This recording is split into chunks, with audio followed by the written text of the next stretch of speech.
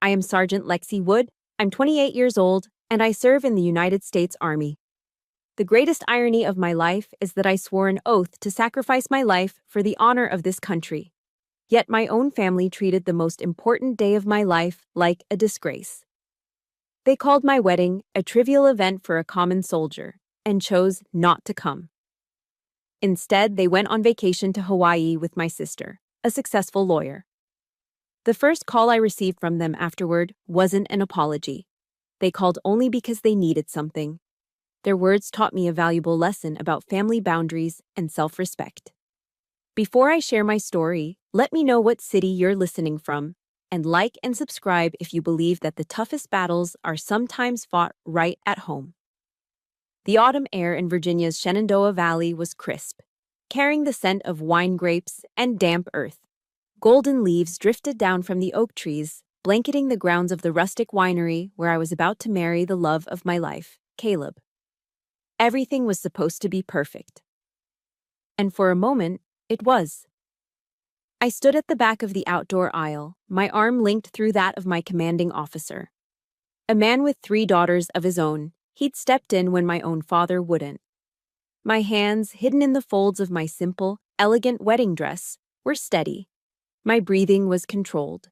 I was a soldier, trained to perform under pressure. This, I told myself, was just another mission. As the music began, a soft string quartet playing a familiar melody, we started our walk. I kept my eyes fixed on Caleb, standing at the altar with a smile that could calm any storm. But my peripheral vision betrayed me. It scanned the front row, the seats reserved for my family. My father, Preston Wood, a prestigious D.C. lawyer. My mother, Dr. Victoria Wood, the Dean of Humanities at Georgetown. My sister, Cassie, the golden child. The row was empty. It wasn't just empty space. It was a cold, gaping void. A vacuum that sucked all the warmth out of the autumn air. The silence from that empty row was a condemnation, louder and more brutal than any words they could have ever spoken. I felt the pitying glances from Caleb's family, from my friends, from my brothers and sisters in arms. Their sympathy felt like salt on a wound I didn't even know was still bleeding. I took a deep, steadying breath, forcing the lump in my throat down. I would not break. Not here, not now. I focused on Caleb's eyes, my anchor in the storm, and I completed the mission. I walked down that aisle, I said my vows, and I became his wife. But the shadow of that empty row lingered, a dark stain on the brightest day of my life. That night, in a cozy log cabin nestled in the woods, I couldn't sleep. Caleb was beside me, his steady breathing a comforting rhythm in the quiet room. But my mind was a battlefield. Around 2 a.m., I gave up, slipping out of bed and grabbing my phone. It was a mistake, an act of self-sabotage I couldn't seem to stop. I opened Instagram, and there it was. My sister, Cassie, had just posted a new photo series. The first image felt like a physical blow, knocking the air from my lungs. My father, mother, and Cassie were all there, beaming on a white sand beach. Behind them, the sky was a brilliant, cinematic explosion of purple and orange, a Maui sunset. Dad was wearing a breezy Tommy Bahama shirt, the kind he only wore on expensive vacations. Mom looked regal in a silk maxi dress, and Cassie was, as always, perfect, posing in a designer bikini. They were laughing, holding champagne flutes, looking utterly carefree. Then I read the caption, "Recharging with the ones who truly matter. Family first. Hawaii life. The ones who truly matter." The words echoed in the silent cabin. Each one was a perfectly aimed dagger. So, what was I? If they were the ones who mattered, then I was nothing. The hashtag felt like a sick joke. Family first. Whose family? Clearly not mine. My wedding day, the day I had started my own family, was the day they chose to publicly declare that I wasn't part of theirs. My hand trembled as I hit my mother's contact. It was late in Hawaii, but I didn't care. She answered on the third ring, her voice thick with annoyance. "Lexi, do you have any idea what time it is here?" There were no congratulations, no questions about the wedding, just irritation. I saw the pictures, I said, my own voice shaking, betraying the soldier's discipline. Hawaii looks beautiful. There was a pause. Oh, that, she said dismissively. It was a last-minute surprise from Cassie for your father and me, a rare opportunity for us all to relax. The casualness of her tone broke something inside me.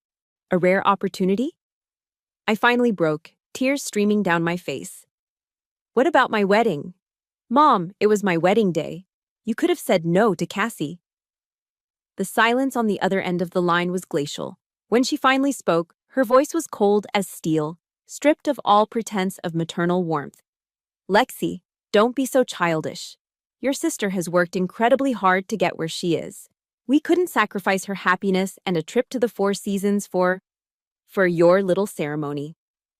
Your little ceremony, that's all it was to them. An insignificant, trivial event. I didn't say another word. I just ended the call. I didn't scream. I didn't throw the phone against the wall. The pain was too immense, too profound. It bypassed anger entirely and settled into a cold, clean numbness. I sat on the edge of the bed in the darkness, motionless. My military training had taught me how to compartmentalize, how to function in the most stressful situations imaginable. And this, right here, was the most stressful situation of my life. The truth was a precise, tactical strike. I was no longer their daughter. I was a target that had been eliminated. I didn't sleep that night. I just sat there, staring into the darkness, letting the raw, brutal truth reshape me. It was forging me into someone harder, colder, and more resolute than I had ever been before.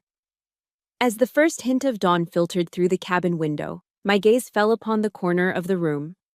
My elegant white wedding shoes lay on the floor, and beside them, my scuffed, mud-stained combat boots stood at attention. One represented the life I thought I wanted, and the other, the life I actually had. That night, I understood they could never truly exist in the same room. The sun was beginning to rise, casting long gray shadows across the floor of the cabin. I hadn't moved.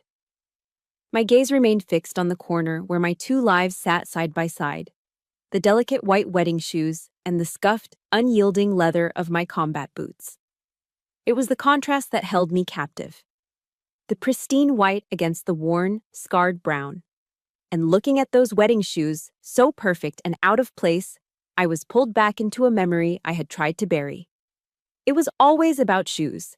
Specifically, my sister Cassie's shoes. Louboutins, Manolos, Jimmy Choos. I spent my entire childhood looking up at her, perched on pedestals of expensive leather, while I stood firmly on the ground, invisible. That ground was in Potomac, Maryland, in a sprawling brick colonial with white pillars and a lawn so perfectly manicured it looked like a green carpet. Our house wasn't a home, it was a showroom. A stage set for the grand performance of the Wood family. Every piece of furniture, every painting was chosen to impress. The heart of this stage was the living room. And on its main wall hung what my parents proudly called the Wall of Accomplishments. It was a shrine to my sister. Gilded frames held Cassie's honor roll certificates, her debate team trophies, newspaper clippings about her mock trial victories, and a prominent glossy photo of her shaking a senator's hand. There wasn't a single empty space. And there wasn't a single photo or certificate with my name on it. My existence, it seemed, was not an accomplishment. My sanctuary was the small, finished attic room, a world away from the curated perfection below. The walls weren't decorated with awards. They were covered in maps of the world, pushpins marking places of historical significance. I spent my hours there reading military history, from the Spartans to the conflicts in the Middle East. It was a world that fascinated me, a world my parents dismissed as my odd little hobby. Dinner at the Wood family home wasn't a time for connection. It was a nightly deposition. My father, Preston, would sit at the head of the polished mahogany table and conduct his cross-examination. Cassie always went first, and she was always prepared. I got an A+ on my constitutional law midterm, she'd announce casually. Professor Albright said my analysis was on par with a 3L student. My father would beam, a rare, genuine smile. That's my girl. Tell me about your argument regarding the Commerce Clause. Then, the spotlight would reluctantly turn to me. And you, Lexi, what did you accomplish today? One evening, I felt a flicker of pride. I was voted captain of the varsity volleyball team. My father nodded slowly, taking a sip of his wine. Good for you. Sports build discipline, he said, the words a hollow, pre-written script. Then, without missing a beat, he turned back to my sister. Now, Cassie, about that moot court strategy. And just like that, I was erased. I learned to keep my answers short, my achievements small.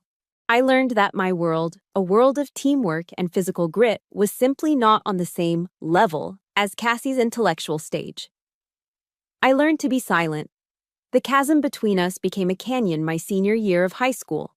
Cassie, in her final year at Georgetown, received her acceptance letter to Yale Law. It was the crown jewel for my parents' collection. They threw a lavish cocktail party at their country club, a catered affair with an open bar and a string quartet.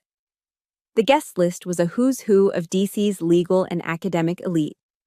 I remember standing in a corner, watching my parents glow as they accepted congratulations on their daughter's brilliant future. A few weeks later, it was my turn to graduate from high school. There was no party, no string quartet. My gift from them was a $100 check left on the kitchen counter with a sticky note attached. Congratulations, honey. Mom has an important faculty event. Can't miss it. We're proud of you. I celebrated my graduation with 3 of my closest friends at a local pizza joint. I didn't cry. I didn't feel angry. I just felt empty. A profound, hollow emptiness, as if I was a ghost in my own life story. But amidst those cold, echoing memories, there was one point of warmth. My grandfather. He passed away when I was 15, but his influence was the bedrock of my life. He was a Marine Corps veteran, a tough, quiet man who had fought at Iwo Jima. He didn't care about report cards or Ivy League prestige. He saw something else in me, a steadiness, a steel in my spine that others overlooked. The last time I saw him, he was frail, lying in a sterile hospital bed that seemed too small for his spirit. He grabbed my hand, his grip surprisingly strong. His voice was a rasp, a whisper that carried the weight of a lifetime. Lexi, he said, his eyes locking onto mine. Don't ever let anyone tell you a warrior's heart is a small thing. It's the most valuable thing you'll ever have. Those words became my true inheritance.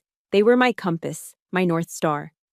They were the reason that, a week after my lonely graduation party, I walked into a U.S. Army recruitment office in downtown Silver Spring.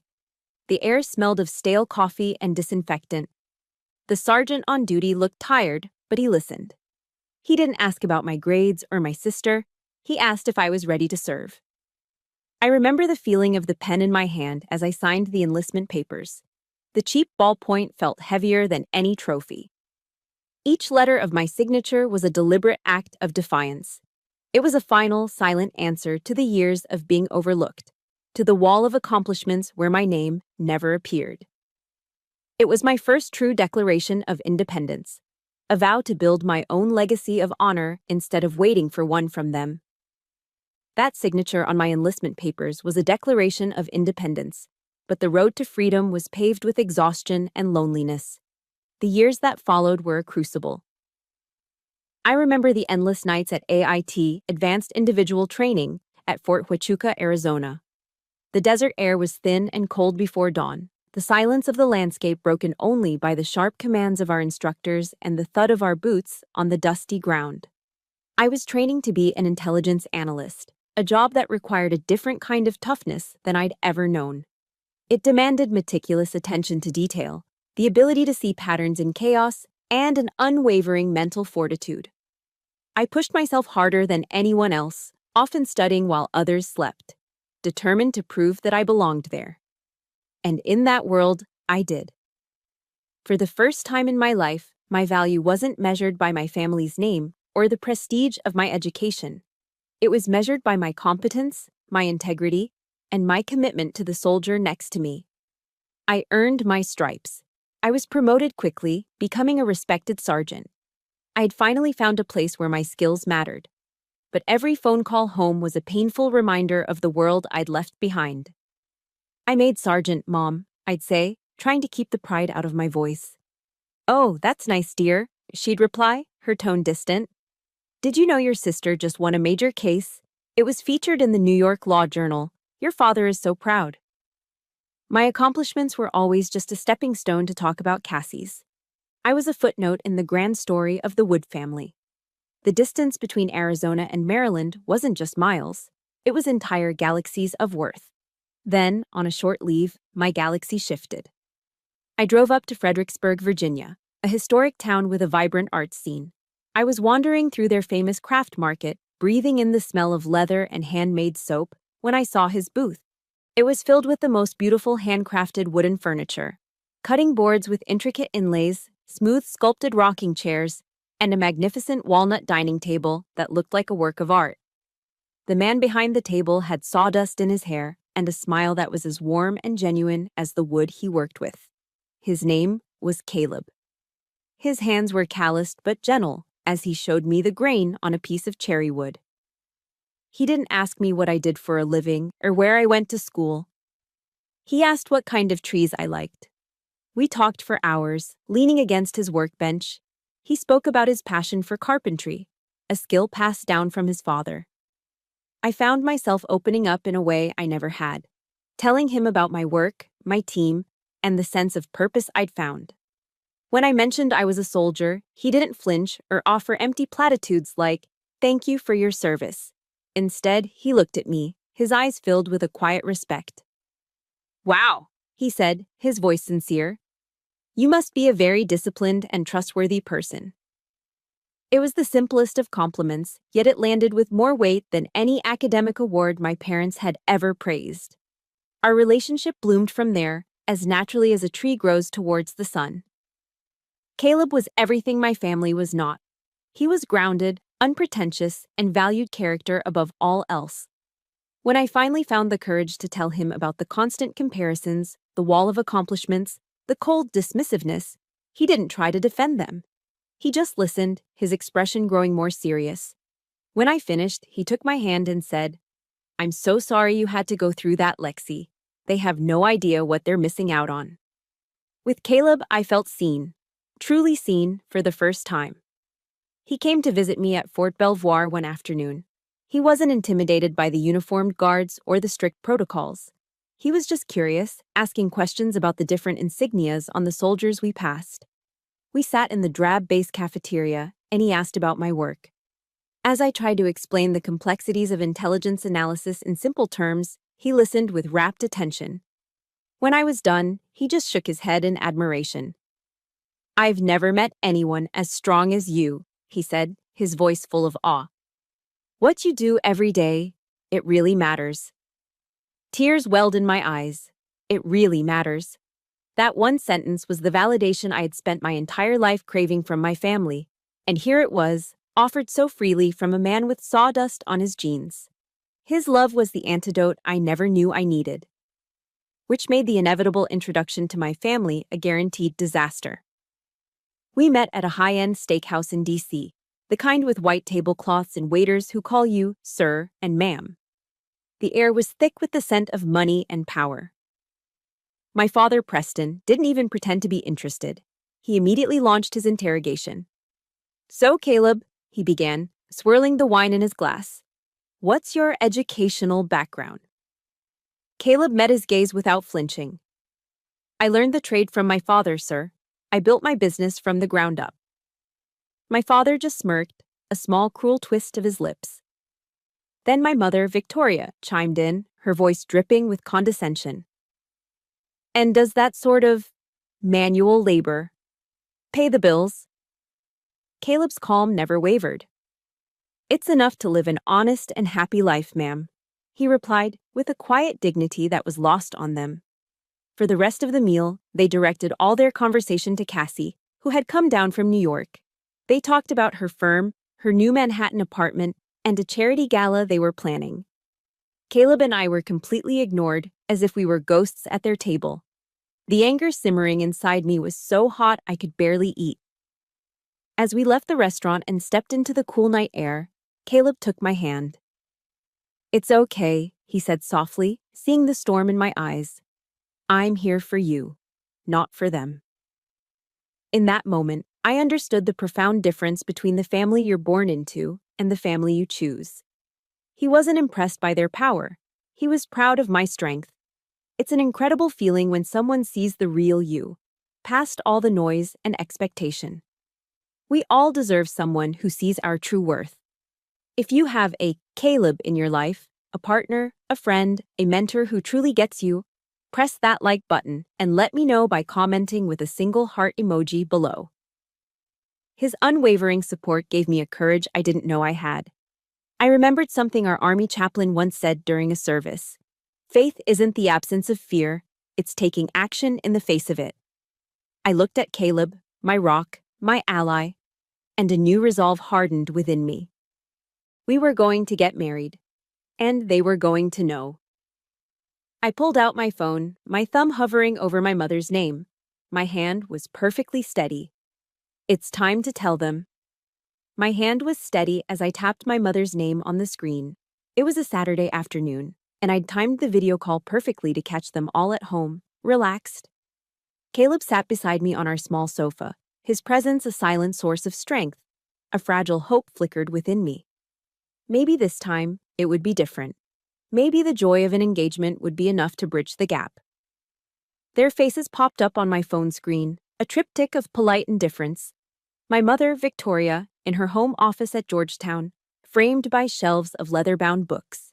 My father, Preston, in his favorite armchair, the Wall Street Journal folded neatly on his lap. And Cassie, looking effortlessly chic even through a screen. "Lexi, dear," my mother began, her smile not quite reaching her eyes. "What a surprise." "Hi, everyone," I said, trying to sound cheerful. "Caleb and I have some exciting news we wanted to share." I held up my hand, letting the simple, elegant ring Caleb had designed catch the light. "We're getting married." For a moment, there was just silence. Not the happy, breathless kind, but a heavy, awkward pause. Cassie was the first to speak, a perfectly arched eyebrow raised. "Oh, wow, congratulations, I guess." Then, my mother. "Well, that is news." I ignored the lukewarm reception and pressed on, my hope already beginning to fray. I shared my screen, showing them pictures of the winery in the Shenandoah Valley, the rolling hills, the rustic barn, the beautiful oak trees. "We're planning a small, intimate ceremony in the fall. We wanted something that felt like us." The silence returned, thicker this time. My mother cleared her throat. "Virginia?" she asked, her tone laced with disapproval. "Why on earth there? It's terribly inconvenient for everyone in D.C."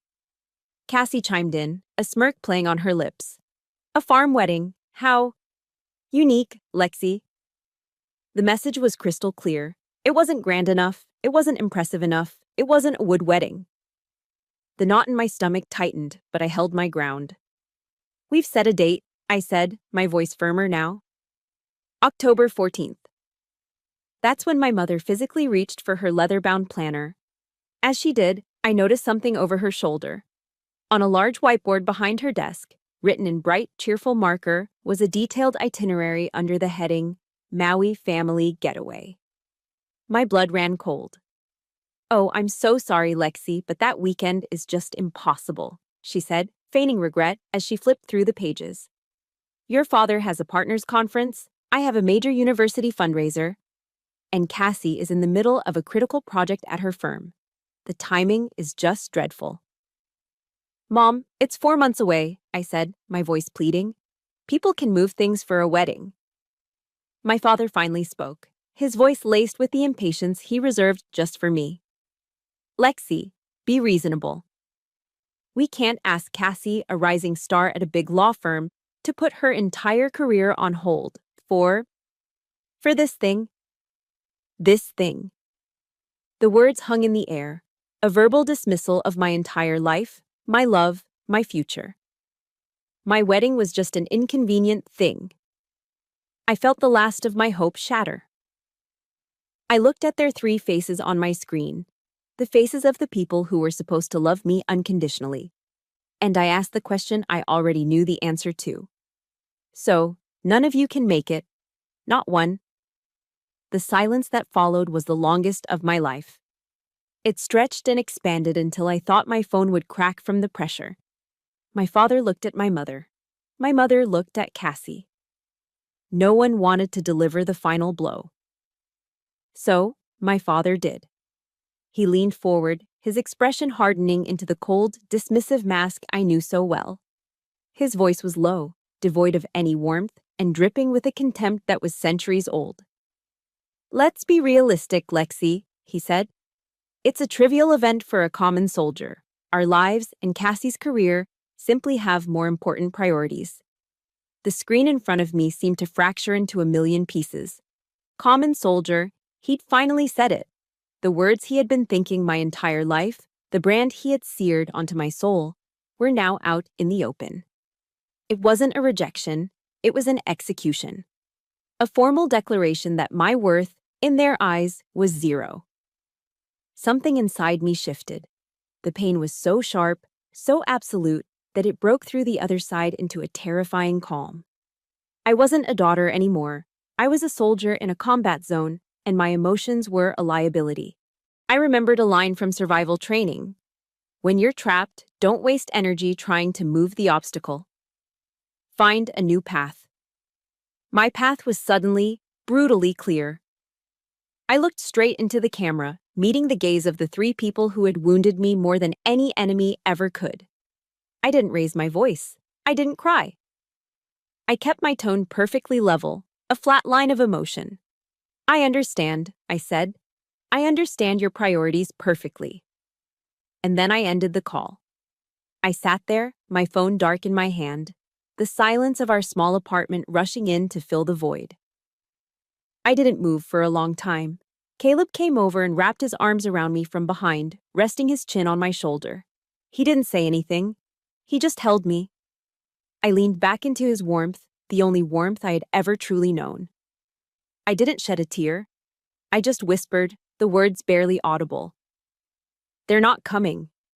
He held me tighter. Then I straightened up, pulling away gently. I looked at him, and the broken-hearted girl was gone. In her place was a sergeant. My eyes were hard, my jaw set. "And I don't need them," I said, my voice filled with a cold, clear certainty. "This wedding is happening, with or without them." I walked over to the small desk in the corner of our living room. Our wedding invitations were stacked in a neat pile, waiting to be addressed. I picked up the top one, an elegant card printed with our names and the date. Then I picked up a black Sharpie. With a steady hand, I drew a thick, deliberate line through the names of Preston, Victoria, and Cassandra Wood on the guest list. It wasn't an act of anger.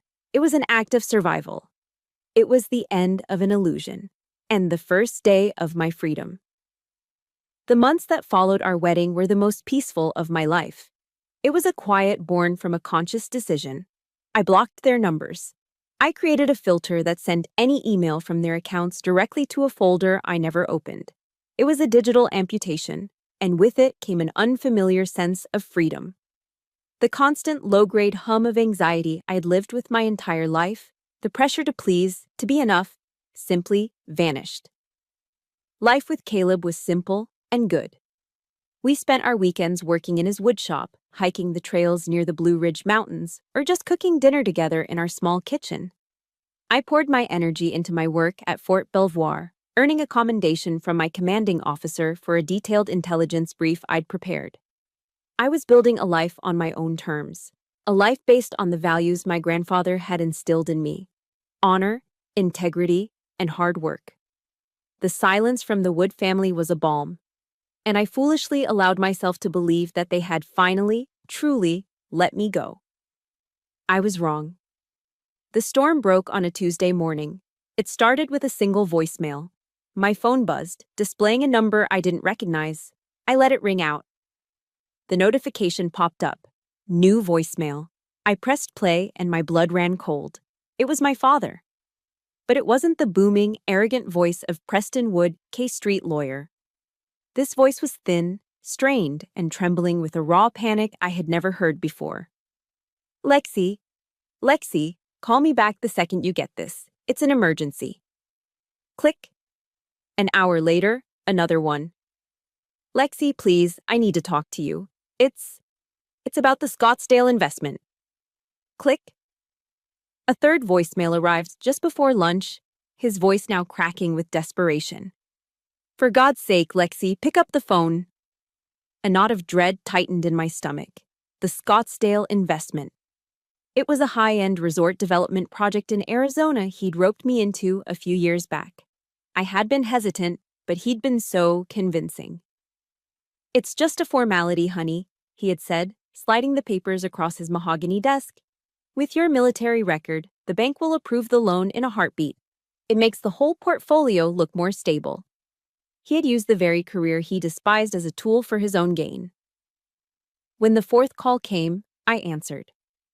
I put the phone on speaker, and Caleb, hearing the tension in the air, came and stood behind me, placing a steadying hand on my shoulder. Lexi, finally, my father gasped, sounding breathless. What's wrong, Dad? I asked, my voice calm. It's the Scottsdale deal. It's collapsed, Lexi. The whole thing went under. The bank is calling the loan. They're going to sue us. Us. The word struck me. He so rarely used that word when it came to me. It was always me and your mother, or the family. Us was reserved for times of crisis, a verbal rope to pull me back into his orbit. Initially, he tried to spin a web of excuses. It was the volatile housing market, a dishonest business partner, unforeseen construction delays. But I wasn't the naive girl from his living room anymore. I was a trained intelligence analyst. When was the last payment made on the loan? I asked, my tone even. I don't have the exact date in front of me. And what was the reason for the cash flow problem? The market has been stable in that sector for the last 6 months. He stammered, caught off guard by my direct, analytical questions. He was used to my silence, not my scrutiny. Pinned into a corner, the dam of his lies finally broke, and a torrent of brazen truth came flooding out. All right, fine, he snapped, his panic turning to anger. There was a temporary cash flow issue, the Hawaii trip. It was more expensive than we anticipated, and I just helped Cassie with the down payment on her new penthouse in Manhattan. I thought I could move some things around, that the market would bounce back before the next payment was due. I was speechless. The air left my lungs in a silent gasp. He had taken the money that was supposed to secure a loan with my name on it, and used it to fund the very vacation they chose over my wedding, and to buy a luxury apartment for the sister they always chose over me. He had gambled with my financial future to reward his golden child, and now that the bet had failed, he was calling me to clean up his mess. But the worst was yet to come. The peak of his audacity was still to be scaled. Lexi, I need your help, he said, his voice dropping to a conspiratorial whisper. You're a soldier. You have a stable income, steady savings. You're not frivolous with your money. I could almost hear the gears turning in his head as he reframed the daughter he once called a common soldier into a responsible financial asset. I need you to wire me $40,000, immediately. It's just to retain the lawyers, to stop the bleeding. I couldn't believe what I was hearing. It was so outrageously hypocritical, so breathtakingly arrogant, that it transcended anger and became almost darkly comedic. The man who had dismissed my life as trivial was now begging for my help, praising the very discipline and stability that my common soldier career had provided. I remembered a core principle from my training: never act on emotion. Gather all available intelligence first. There was a long pause on the line. I let him stew in it, his ragged breathing the only sound. Finally, I spoke. My voice was as cold and flat as a steel plate. There was no anger, no pain, just the clipped precision of an analyst stating a fact. I will need to see all of the paperwork, Father, every loan document, every bank statement, every email correspondence related to this investment. Lexi, there's no time for that. The bank is... I will call you back, I interrupted, my voice leaving no room for argument, after I have had a chance to review all of the information. I hung up the phone before he could say another word. My hand, when I placed it on the table, was perfectly steady. The shock had passed. The hurt was a distant echo. What remained was a cold, hard resolve. I was no longer the target. I was the mission commander. I looked up at Caleb, who was watching me with a mixture of anger and awe. "Can you help me find a good lawyer?" I asked. "A really good one. I need to prepare." That night, our living room transformed into a tactical operations center. My father, true to his word, had his assistant email over a mountain of password-protected PDF files containing the investment records. I retrieved the old metal lockbox from the back of my closet, my personal Pandora's box, containing my original copies of the documents he'd had me sign years ago. Caleb helped me spread everything across the hardwood floor. Under the warm glow of our reading lamp, the stacks of paper, loan agreements, partnership contracts, bank statements, looked like the blueprints of a battlefield. To anyone else, it was a chaotic mess of financial jargon. To me, it was a grid map, and I was looking for the enemy's position.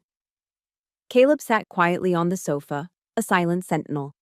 He kept my coffee mug full and warm, his presence a comforting weight in the room. He didn't offer advice or try to interfere. He just trusted me. That trust was the armor I needed for the battle ahead. I was no longer the wounded daughter. I was Sergeant Wood on a critical mission, and this was my intelligence-gathering phase. I remembered a quote from Sun Tzu's The Art of War, a book we'd studied at the academy. "Know your enemy and know yourself, and you will not be imperiled in 100 battles." Tonight, I was getting to know my enemy. With the focus of an analyst sifting through raw data, I began my work. I cross-referenced dates, highlighted figures, and made notes in the margins. For hours, I traced the flow of money, creating a timeline. The story that emerged from the numbers was colder and more calculated than I could have ever imagined. With the help of an old army buddy who now worked as a forensic accountant, I got access to the detailed, unredacted loan statements. The picture became brutally clear. The mortgage payments hadn't just been late, they had stopped completely 4 months prior. The date of the last successful payment was May 15th. I pulled up my father's credit card statements, which he had foolishly included in the document dump. The charge for a family vacation package to the Four Seasons Resort in Maui for $25,000 was dated May 17th. 2 days.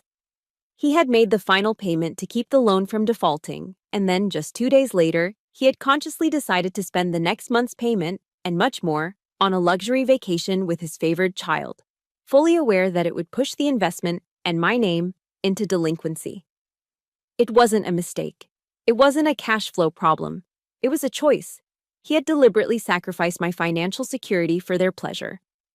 The pain of that discovery was a sharp, physical blow. But I didn't have time for pain. I pushed it down, converting it into cold, hard fuel. I kept digging. And then I found it. The secret weapon. It was buried deep in a chain of old emails between my father and his business partner. My father had forwarded the entire thread, too panicked to edit it. In an email dated a week before I signed the papers, his partner expressed concern about taking on such a large loan. My father's reply made the hair on my arms stand up. He wrote, "Don't worry, my daughter in the Army is co-signing. She's very compliant and won't ask too many questions. Consider her our safe bet." Compliant. A safe bet. I read the words over and over. He hadn't just taken advantage of my trust. He had planned it from the beginning. He had profiled me, assessed my loyalty as a weakness, and used it as a selling point to his partner. I wasn't his daughter in that email. I was a pawn, a tool, a simple-minded asset to be leveraged. That email, combined with the bank statements, was everything. It was incontrovertible proof of premeditated manipulation. Caleb must have seen the look on my face. "What is it, Lexi?" he asked softly. I couldn't speak. I just turned the laptop screen towards him. He read the email, and a low growl rumbled in his chest. He stood up and wrapped his arms around me. "Whatever you decide to do," he whispered into my hair, "I'm with you. But you owe them nothing. You hear me?" "Nothing." The next morning, we drove to Richmond to meet with a civil litigation attorney Caleb's friend had recommended. Her name was Ms. Eleanor Vance, a sharp, no-nonsense woman in her 50s with eyes that seemed to see right through you. I didn't present my story with tears or emotion.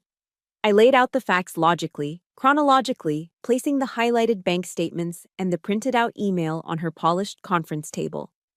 I was giving a mission briefing.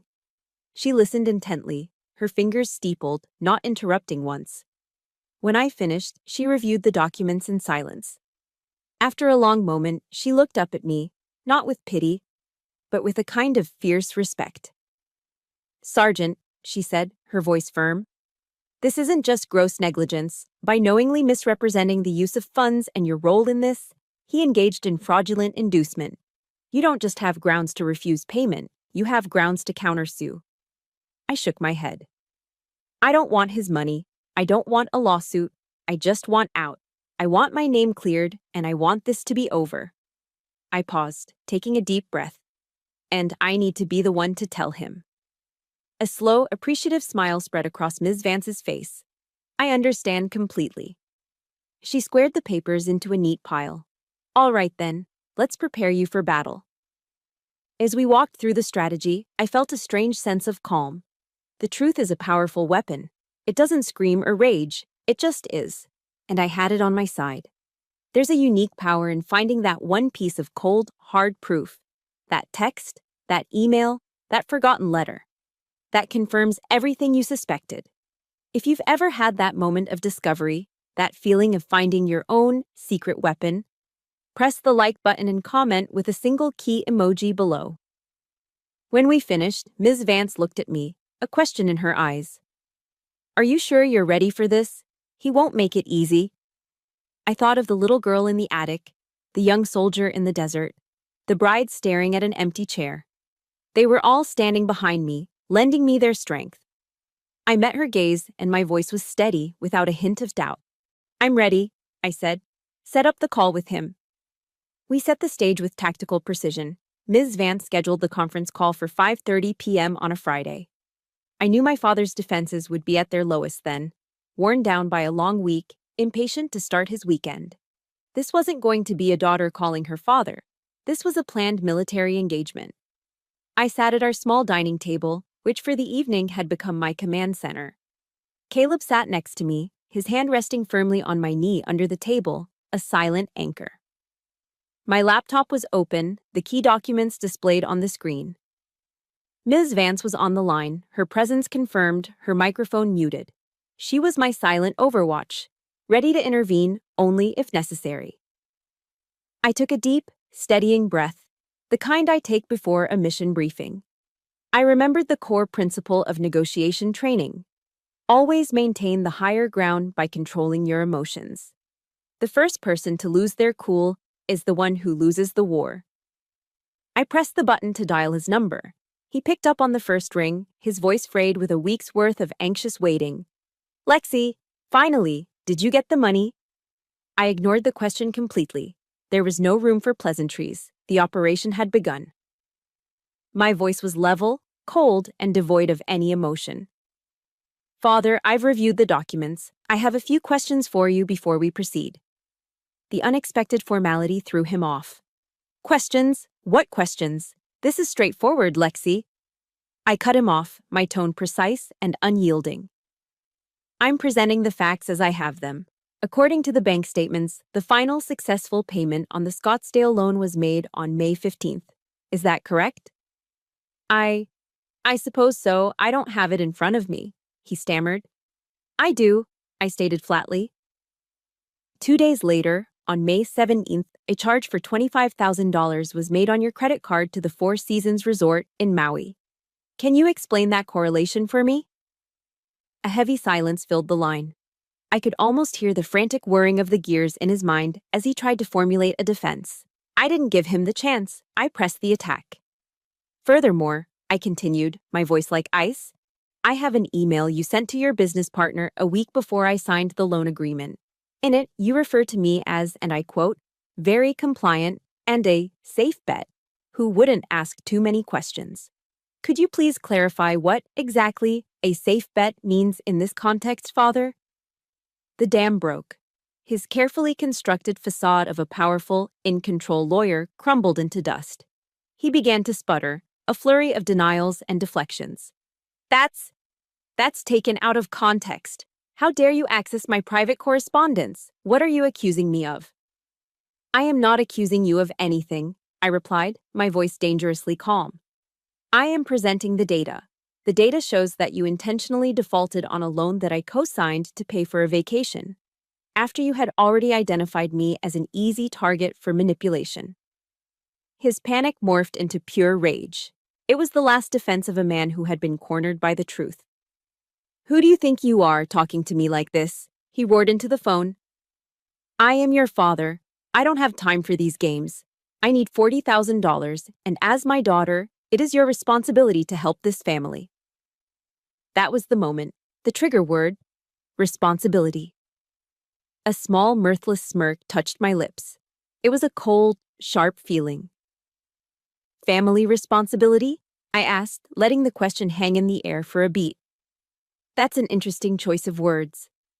I leaned forward, my voice dropping but losing none of its intensity. When I needed my family at my wedding, I was told it was, and I believe the exact words were, a trivial event for a common soldier. I was told that your lives had more important priorities. I paused, letting my words sink in, twisting the knife he himself had sharpened. I could hear his ragged breathing on the other end of the line. He was losing control. He knew he was losing. He made one last desperate attempt, resorting to the only weapon he had left, emotional blackmail. What are you doing, Lexi? He pleaded, his voice suddenly pathetic. Are you really going to destroy this family over some childish grudge? Your mother will be devastated by this. She'll be so disappointed in you. But his threats were hollow now. They couldn't hurt me anymore. I had the truth, and the truth was my shield. The little girl who craved his approval was gone. In her place was a woman who was about to define her own terms. Well then, I said, my voice as final as a judge's gavel. I suppose this is a trivial matter for me now too. I've decided that your financial crisis, which you created, is not my priority. Lexi, don't you dare. I will not be sending you one single cent, I declared, cutting him off for the last time. My attorney, Ms. Vance, who has been listening to this entire conversation, will be in contact with the bank to begin the process of having my name legally removed from this fraudulent loan. Good luck with your priorities, father. And with that, before he could utter another word, another threat, another pathetic plea, I ended the call. The silence in the room was absolute. My hand was still resting on my phone. For a long moment, nothing happened. Then, a tremor started in my fingers. It traveled up my arm, into my shoulders, until my whole body was shaking. It wasn't a tremor of fear or sadness. It was the violent, uncontrollable aftershock of adrenaline. It was the feeling of a soldier after the battle is won, when the body finally releases the tension it has been holding for a lifetime. It was the feeling of being, at long last, free. The adrenaline shakes had barely subsided when my phone, which I'd left on the table, lit up and began to vibrate violently. The aftershocks were beginning. The caller ID read, Mother. I let it ring, the shrill sound cutting through the fragile peace. It stopped and immediately started again. Caleb looked at me, his eyes asking a silent question. I gave a small nod, took a deep breath, and answered, putting it on speaker. I didn't even have a chance to say hello. How could you do that to your father? The voice that erupted from the speaker was not the polished, composed tone of Victoria Wood, Dean of Humanities at Georgetown. It was a raw, hysterical shriek, laced with venom. He is a complete wreck. Do you have any idea how hard he has worked to give you and your sister the life you have? You are the most ungrateful, selfish child I have ever known. I let the storm of her words wash over me. I didn't flinch. I didn't argue. I waited for her to pause, to gasp for another breath of self-righteous air. When the moment came, my voice was quiet, almost clinical. Mother, I said calmly. Were you aware of the email he sent to his business partner? The The silence on the other end was deafening. It was a silence filled with guilt and complicity. That's not the point, she finally stammered, her rage deflating into a weak defense. And there it was. She knew. She had always known. She was a part of it. The betrayal wasn't just his, it was theirs. "Goodbye, Mother," I said, and ended the call. Before the screen had even gone dark, it lit up again. This time, it was Cassie. If my mother's attack was a chaotic hailstorm, my sister's was a sniper's bullet, precise and condescending. "Lexi, I am so deeply disappointed in you," she began, her big law attorney voice in full effect. "You're acting incredibly childish. Do you have any concept of the kind of pressure that successful people like Mom and Dad are under?" For the first time that night, I laughed. It was a short, bitter sound. "Pressure, Cassie? Are you talking about the pressure of funding a Hawaiian vacation and a down payment on your Manhattan penthouse? Do you have any idea that money was supposed to be paying off a loan that I was on the hook for?" She sidestepped the accusation with the practiced ease of a seasoned lawyer. "Don't drag those details into this. That's not what this is about.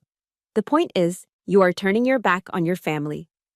"No, Cassie," I corrected her, my voice sharp and clear. "I am drawing a boundary. Maybe you should try it sometime, instead of living your entire life in their shadow." I hung up before she could respond. The weight of it all was beginning to press down on me, a deep, bone-weary exhaustion. But the hurricane was far from over. Over the next few days, the full force of their propaganda machine was unleashed. My phone became a weapon used against me, buzzing relentlessly with text messages from aunts, uncles, and cousins I hadn't spoken to in years. It was clear my parents had been busy, spinning a carefully crafted narrative. In their version, I was the villain. Lexi, the stubborn, unfeeling soldier who had become bitter and was now cruelly abandoning her loving parents in their time of need. A text from my Aunt Carol read, "Family is supposed to be there for each other in hard times, honey. Don't let your anger blind you to what's important." Another, from a cousin in California, "Heard about what's going on. Just remember everything they've done for you." Each message was a small paper cut designed to make me bleed guilt. A few years ago, it would have worked. I would have been crushed by their disapproval. But now, as I read the words, I felt something different. It was a deep, profound sadness, but it wasn't the sharp sting of personal pain. I was sad for them. Sad that they were all trapped in this toxic system, rushing to defend the very people who enforced the rules of a game I was no longer willing to play. Through it all, Caleb was my rock. He sat with me on the couch, reading every single message, his jaw tightening with each one. He didn't tell me to ignore them. He just absorbed the blows with me. He was my fortress. And in a fortress, sometimes reinforcements arrive from the most unexpected places. My phone rang one evening, an unknown number. I almost ignored it, but something made me answer. "Lexi, it's your cousin, Mark." Mark. We hadn't spoken in probably a decade. He was the family black sheep, the one who'd dropped out of college to become a musician. "I heard what happened," he said, his voice quiet. "And I just wanted to call and say, don't listen to any of them. You did the right thing.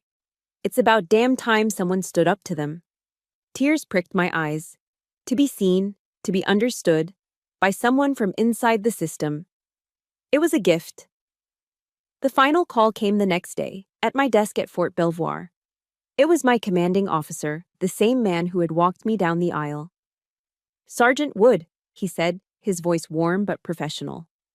"I heard you're dealing with a difficult family matter. I'm not calling to pry. I'm calling to tell you that what you did took courage and integrity. The Army is proud of you." His words landed like a bomb on a burn. Honor, integrity, courage. The very values my family had never understood were the ones that my chosen family was now celebrating. His validation, my cousin's validation, Caleb's unwavering support. That was the only approval I needed. I realized then what Eleanor Roosevelt meant when she said, "No one can make you feel inferior without your consent." I had finally withdrawn my consent. That night, my phone was still buzzing intermittently on the nightstand. a constant, low-level harassment from a world I no longer belonged to. I picked it up, looking at the screen full of their names. I didn't feel anger anymore. I didn't feel much of anything. I just felt done. With a steady hand, I pressed and held the power button. The screen flickered, asking for confirmation. I swiped right. The screen went black. And for the first time in days, there was silence. The silence that followed the black screen of my phone was unlike any I had ever known. It wasn't just the absence of ringing or buzzing. It was a profound, echoing quiet that filled every corner of our small house. The war was over. I had won. But there was no victory parade, no feeling of triumph. There was only the crushing weight of exhaustion, the kind that settles deep in your bones after a long deployment, when the adrenaline finally drains away and leaves nothing but an empty, hollow space behind. I had spent my entire life fighting an invisible war for their approval, and now that it had ended, I didn't know what to do with the peace. Caleb, with his quiet wisdom, understood. He didn't try to cheer me up or fill the silence with platitudes.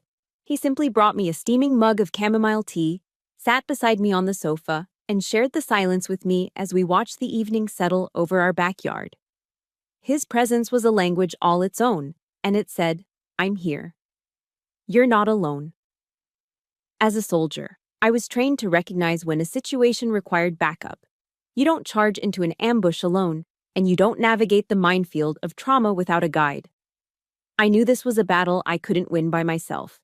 The Army teaches you to be tough, but it also provides resources for the wounds you can't see. The next week, I made a call to Military OneSource and scheduled an appointment with a psychologist. In the safety of that quiet, sterile office, surrounded by bland landscape paintings and the soft hum of an air conditioner, I finally allowed myself to break. For the first time, I didn't hold it in. I didn't swallow my tears. I wept. I wept for the little girl in the attic, who thought her love for maps and history was weird. I wept for the teenager who celebrated her high school graduation with pizza because her parents were at a more important party. I wept for the bride who stood before her husband with an empty front row where her family should have been. My therapist, a kind, steady woman named Dr. Anya Sharma, listened without judgment. She helped me understand that my profound sadness wasn't a sign of weakness or regret for the choice I'd made. It was grief. "You're mourning a profound loss, Lexi," she explained gently. "It's not the loss of the family you had. It's the loss of the family you should have had. You are grieving an idea, an ideal, and that is one of the deepest griefs a person can carry." She introduced me to the work of Brené Brown, a researcher I'd heard of but never studied. I watched her talks on vulnerability, courage, and shame. The idea of daring greatly, of having the courage to show up and be seen even when there are no guarantees, it resonated with the core of my being. I realized that drawing that final boundary with my family wasn't an act of anger. It was my ultimate act of courage. During one session, Dr. Sharma suggested an exercise: write a letter to my father, mother, and sister. A letter I would never send. That evening, I sat at my kitchen table and I wrote. I filled pages, my pen flying across the paper. I wrote about the sting of being called a common soldier, the public humiliation of their Hawaii vacation, the cold, calculated betrayal of the Scottsdale investment. I poured every ounce of pain, rage, and confusion onto the pages. But as I wrote, something shifted inside me. The fiery anger began to cool, replaced by something unexpected, a sad, distant pity. I saw them not as monstrous villains, but as deeply flawed people trapped in a golden cage of their own making. A cage built from status, appearances, and the fear of ever being seen as ordinary. They would never know the unconditional love of a chosen family, the quiet honor of service, or the simple joy of a life lived authentically. They were the ones who were truly impoverished. When I finished writing, I took the stack of papers out to the small fire pit in our backyard. Under a canopy of stars, I lit a match. I watched as the flames licked at the edges of the paper, curling the words of my pain into blackened ash. The fire consumed the insults, the neglect, the betrayals. It was a funeral for the life I had left behind. and a baptism for the one I was just beginning to build. In the following months, Caleb and I consciously cultivated our chosen family. Our house, once a quiet refuge, became a hub of warmth and laughter. We hosted weekend barbecues, the air filled with the smell of grilled burgers and the sound of Caleb's classic rock playlist. My closest friends from the base would come, their kids running around the yard with Caleb's friends from his woodworking guild. There were no pretenses, no judgments, no discussions of Ivy League schools or K Street law firms. We talked about our lives, our struggles, our small victories. One Saturday afternoon, surrounded by these wonderful, genuine people, my friend Sergeant Miller, a tough-as-nails woman I'd served with, raised her beer bottle. "A toast," she said, her voice clear and strong. "To Lexi Wood, who taught us all that the greatest courage isn't always shown on the battlefield." Looking at the smiling, supportive faces around me, I finally understood. I had never been truly alone. I had a family. A real one. Built not on blood or obligation, but on mutual respect, shared values, and unconditional love. A few weeks later, a wave of dizziness washed over me at my desk. I chalked it up to exhaustion, but it happened again the next day. A small, persistent thought began to form in the back of my mind. That evening, my hands trembling slightly, I took a home pregnancy test into the bathroom. I set it on the counter, my heart pounding against my ribs as I waited for the result. When the second pink line appeared, faint but unmistakable, I stared at it, my breath caught in my throat. It was the future. An entirely new chapter, arriving unannounced, ready to be written. 2 years passed after the confrontation. 2 years of quiet, steady, intentional peace. The silence that had once felt like a hollow void was now filled with the rich, warm sounds of a life being built. The scene is our backyard in Fredericksburg on a warm Saturday in late summer. I'm not in uniform anymore. I'm wearing a simple blue sundress, the fabric soft against my skin. In my arms, I'm holding a little girl with a mess of dark hair and eyes that hold a fierce, determined spark. My daughter, Willow. She is just over a year old, and she is the center of my universe. The air smells of freshly cut grass and grilling hamburgers. Caleb is at the barbecue, a faded band t-shirt on, humming along to some classic rock station on the radio. The sound of our friends' laughter echoes from the patio, a joyful noise that has become the soundtrack to our new life. This is it. This is the picture of the peace I fought for. Not a grand, dramatic victory, but something quiet, something real. There is no performance, no pressure to impress, just the simple, profound joy of being surrounded by genuine love. My relationship with the Wood family, as I now thought of them, had changed. It hadn't magically healed, but it had shifted into something new, something fragile and uncertain. After a long silent year, my mother had called. It was the day after I told her I was pregnant. The voice on the other end of the line was different, stripped of its usual academic authority. For the first time, I heard a vulnerability in it, a crack in the polished veneer. They came to visit after Willow was born. There was no grand apology, no tearful reconciliation. The wounds were too deep for that. But their actions spoke in a language their words never could. They arrived with gifts that were thoughtfully chosen, not just expensive. A handmade wooden rocking horse Caleb had admired, a first-edition copy of Goodnight Moon. During their visit, I watched my mother, Victoria, a woman who once treated a speck of dust like a personal insult, get down on her hands and knees on the living room floor to play with Willow, her laughter soft and unfamiliar. I watched my father, Preston, the powerful K Street lawyer, sit in the rocking chair for nearly an hour, not talking, not reading, just watching his granddaughter sleep, his face a mask of complex emotions I couldn't quite decipher. The most surreal moment came one afternoon. My father was holding Willow, awkwardly, as if he were holding a delicate, priceless piece of art. He was a man who had always been so sure, so commanding. But he seemed utterly disarmed by this tiny human being. He looked from Willow's face to mine, and his voice was quiet when he spoke. "She has your eyes," he said, a strange hoarseness in his throat. "They're very determined." It wasn't an apology. It wasn't a confession. But it was the closest thing to an acknowledgement to seeing me that I had ever received from him. It was a single crack of light in a lifetime of shadows. A fragile truce had been called. I didn't know if it would last, but for the sake of the little girl in his arms, I was willing to let it exist. The true moment of healing, however, didn't come from them. It came from within me. One quiet Tuesday afternoon, it was just Willow and me in the house. She was taking wobbly, triumphant steps across the living room, a look of intense concentration on her face.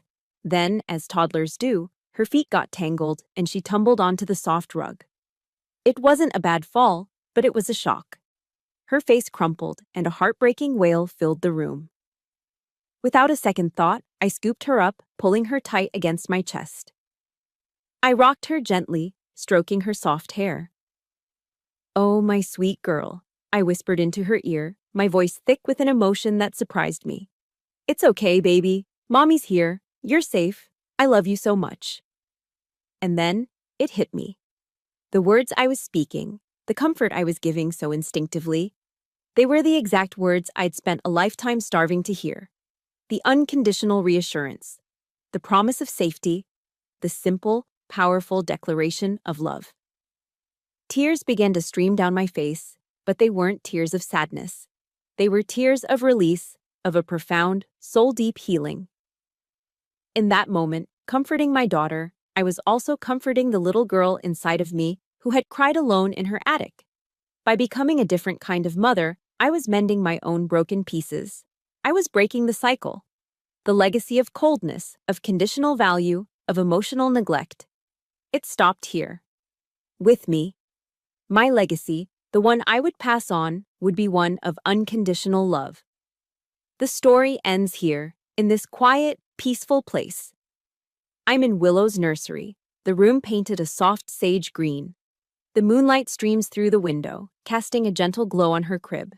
She's sleeping soundly, her tiny chest rising and falling in a steady, peaceful rhythm. I watch her, my heart so full it feels like it might burst. They once called me a common soldier, and maybe, in a way, they were right. I didn't fight in a famous, glorified war. I fought in the quiet, brutal trenches of a broken heart. I fought for the right to define my own worth, and I won. My life is no longer a battle for their approval. My legacy is not the Wood family name or the achievements they value. My legacy is this sleeping child. It's the peace in this house. It's the love that I have built from the ashes of my past. Out of the night that covers me, black as the pit from pole to pole, I thank whatever gods may be for my unconquerable soul. I am the master of my fate. I am the captain of my soul. And finally, after all the storms, I have found my way home. Thank you for walking this path with me. My story is a testament to the fact that our past does not have to define our future. It's about breaking cycles and forging our own legacy of strength and love. Now, I'd love to hear from you. In the comments below, share one word that defines the legacy you are building for yourself. Whether it's kindness, courage, or peace, let's fill this space with inspiration. If my journey resonated with you, please consider liking this story and subscribing to the channel. Your support helps us share more stories of resilience, creating a community where we can all feel seen and heard. Thank you for listening.